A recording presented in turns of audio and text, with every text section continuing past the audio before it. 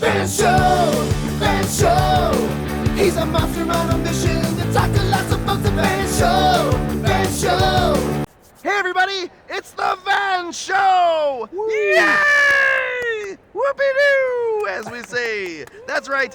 And today we are super duper duper duper excited because we have the one and only John Parra! There you go, that's me. Say hello, John! I like the polite wave. You're like the queen, like in her little car. Hello, hello. There we are. I love it, John. Well, thank you so much for coming on the show. Oh, it's a pleasure. Thank you for having me, Van. Well, yeah, of course we would have you. Oh, wow. I mean, you are the John Parra. I mean, like, of course. When they said that, we were like, oh my God, yes, duh. So anyway, we want to learn about you. We bring artists on the show to talk to them. And so first, we'd like to learn where you're from. Well, originally I'm from Southern California, and I grew up there for most of my early life, and then I decided to give all my stuff away and drive across the country and move to New York. Moved because there was a lot of publishing. I do a lot of commercial illustration work still, and I originally moved to do more of that. And I thought a lot of people were, after graduating from art school, people were talking about moving to New York, and I said, hey, maybe that's where I belong, and so I decided that's where I should go. I love the adventurous spirit. Young John, like ready for everything. Yeah, it was. It was a wild ride. That's so great. Now I want to rewind a little bit because we want to talk about how you became an artist, or actually not how you became an artist, but when you realized you were an artist and where that led you. Well, I mean, I realized quite early on, I'm like a lot of kids who love doing art. I started very young, and I was always drawing and being inspired. My father was an amateur artist also, and he would always draw for me and my brothers growing up. And so that was a very early influence, but I didn't know you could do this professionally. I thought that when I got older and I started thinking about what I was going to do with my life, I wasn't sure what that would be until I had a visiting artist come to my school and I knew their artwork.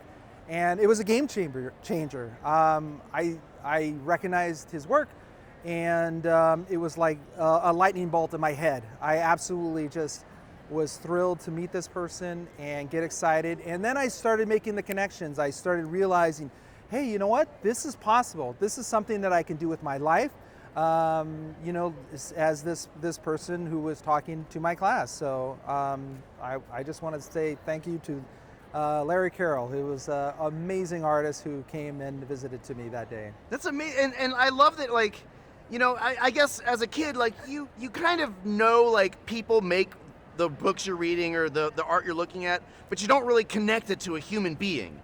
And so that connection in your brain, all of a sudden it popped.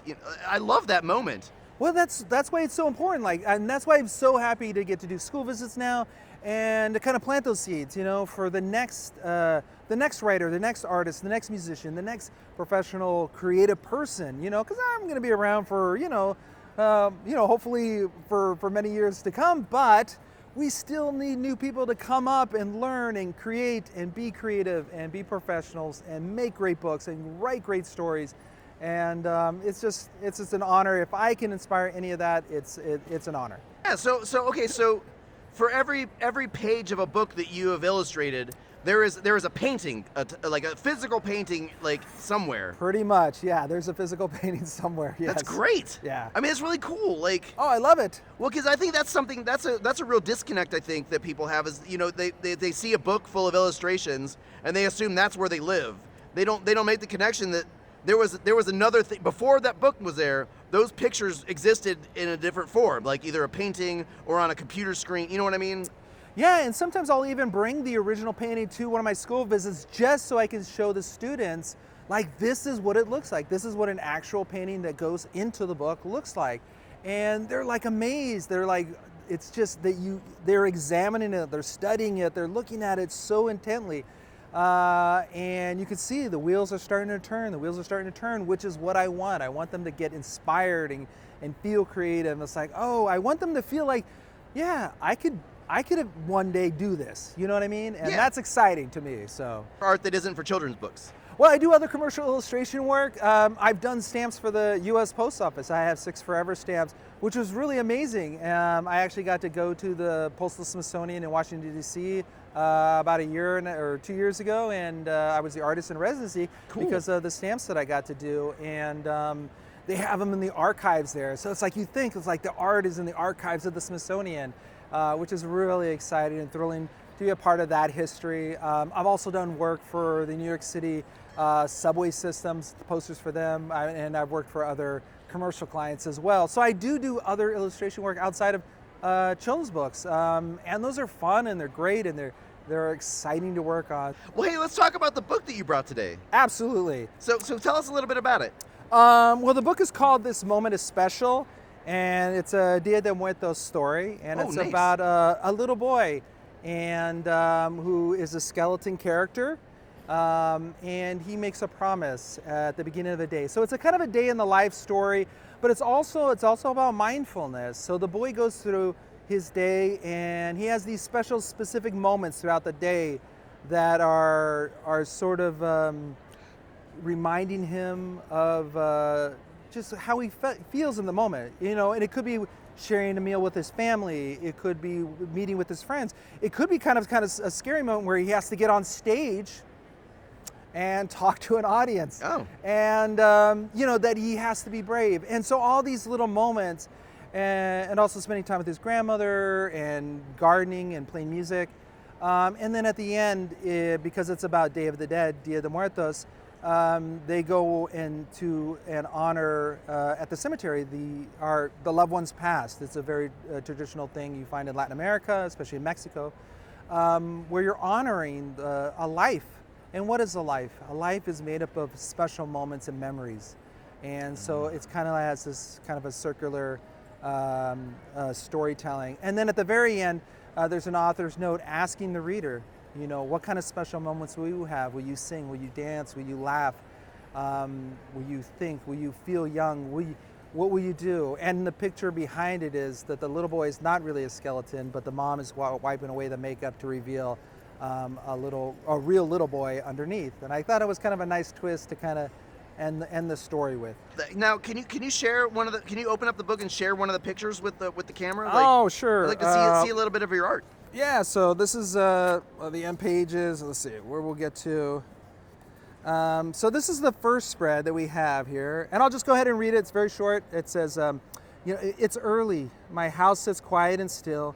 Today holds a special promise, una promesa especial. And so this is the setup for the book. You know, the promise is special. What is the promise? Well, we'll find that out when, you know, we kind of enter the book. But I love that, you know, it's just like kind of everyday stuff where the kids are running to the bus to get to school. One of my other favorites is, let's see if I can find it here, where he meets his friends and they're all riding bikes. But the line I like, it says, my friends wait for me. They like me for me. I like them for them. Nos apreciamos. So I want to challenge you to something. Are you up for a challenge? I will give it my best shot. Okay, well, Why that's not? all we can ask for. Yes. Yes. Now, it's a drawing challenge, Okay. a portrait drawing challenge. Okay. I'd like to challenge you in 30 seconds to draw a portrait of me with your non-dominant hand. Non-dominant. This hand. All right. How you feeling? All right. So I got this. I got a marker. Yeah? I'm guessing this paper. Do you got that ice bucket in your stomach right now? I do. Butterflies and non-dominant hand.